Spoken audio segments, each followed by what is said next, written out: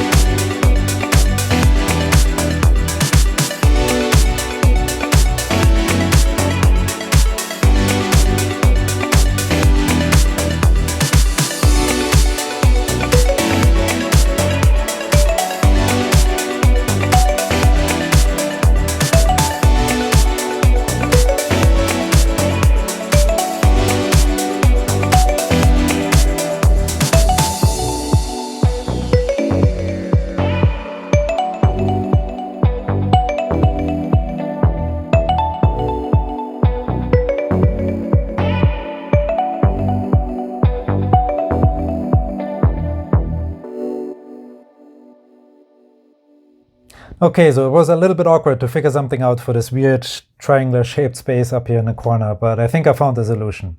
I thought it would be really nice to have access to a little bit of a storage space when you lower down the bed frame from the ceiling. And this will work just fine for that. It will give you enough space for a couple books, maybe your glasses, your phone, glass of water, whatever you have. And I also thought it would be nice to have a reading light. And that's why I installed those little lamps here. They work with touch. They have 3 different tone settings. They are dimmable. And the coolest thing about them, they have a little USB port built in. So that means I can plug in my phone right here and charge it overnight if I wanted to. So there's 1 unit for each person, 1 on the left, 1 on the right. I really like how this all turned out. So I'm gonna call it good for now. Now let's move on to the next job.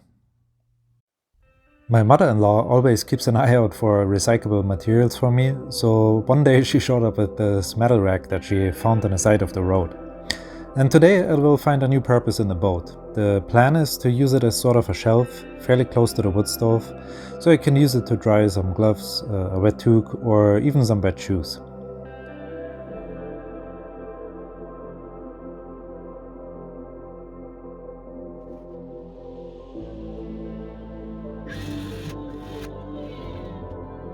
In the last video I used a lot of bamboo skewers, and because this worked so well I thought I'd use it again, this time for a small wall to keep the firewood in its place.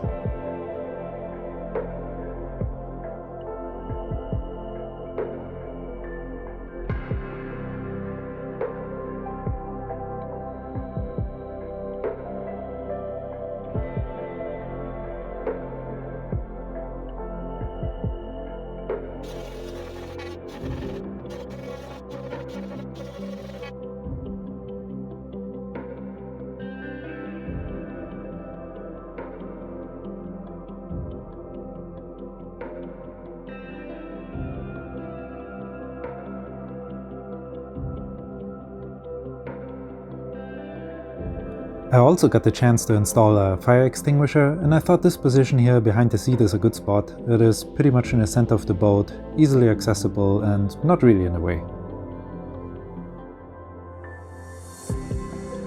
When you look at this wall here, you can see that we have a lot of empty volume here, which is good because I need a lot more storage space. Now the idea here is to build a hanging cabinet, and as usual I don't have exact plans, so I'm going to just start with the framing and let the rest fall in place while I'm building. Well, if it only would have been as easy as I made it sound like. As so often I had to make it complicated, and I really wanted a radius on that edge here. Now the problem was that any plywood paneling would be way too thick to be bent, and even if I would use 1/8 of an inch door paneling, it would be still too thick to be bent and would break in any attempt. So I had to come up with something else. The solution I chose was kind of time consuming, but rather simple after all. I took some scrap pieces of 2x6 and drilled a giant hole with a 5-inch hole saw. What I was really after was the inner piece. I swapped the hole saw from a 5-inch to a 4-inch one and drilled out another hole. What I was left with in the end was a circle which had the perfect radius for my cabinet edge. Now I had to cut this in 4 equal pieces, and then I just stacked them up and glued them together. Some time on the benchtop belt sander smoothed out everything, and once I had glued up enough pieces to get enough length for my edge, I used wood glue with the combination of Instabond adhesive to get everything in place.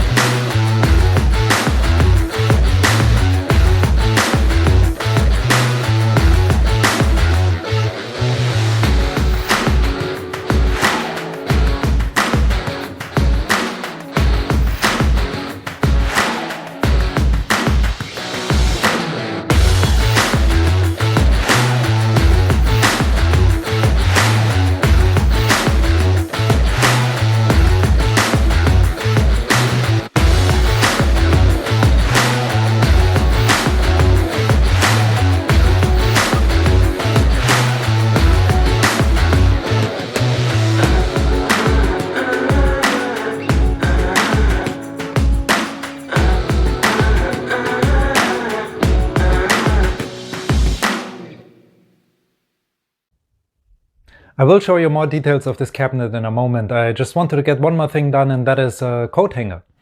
Of course I could just buy a couple hooks and call it a day, but I thought I can do better and maybe build something that actually looks nice. I started with this 1/4 inch thick cedar panel, which looked really nice, but for what I planned to do, I needed the grain direction to go the other way. So I just glued another thicker panel made out of scrap wood on the bottom, and that fixed the issue. Then I just cut the edges on a table saw, and with the help of a compass and a scroll saw, I cut out a half circle on each end. Now the next step felt really wrong, but I had to chop up the board in 1-inch wide strips. And I also had to make sure beforehand to mark them individually so I can assemble them in the right order when the time comes. Then I needed to drill a hole through each strip to accept the dowel later on, and I needed a hole at the back to install a small magnet as well.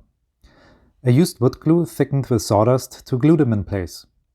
Now off camera I cut out a backplate from scrap plywood, and then I assembled everything with a long oak dowel and a handful of washers. To give those magnets something to stick on, I needed really short nails. Well, I didn't have any, but it took just 5 minutes to cut some on a bench grinder from long nails. By sticking them on the magnet first and then press them into the backplate, I was able to get the exact position they needed to be in, before I drove them in all the way with the hammer. I gave the whole thing 3 coats of double-boiled linseed oil before I installed first a small aluminum angle and then the coat hanger itself.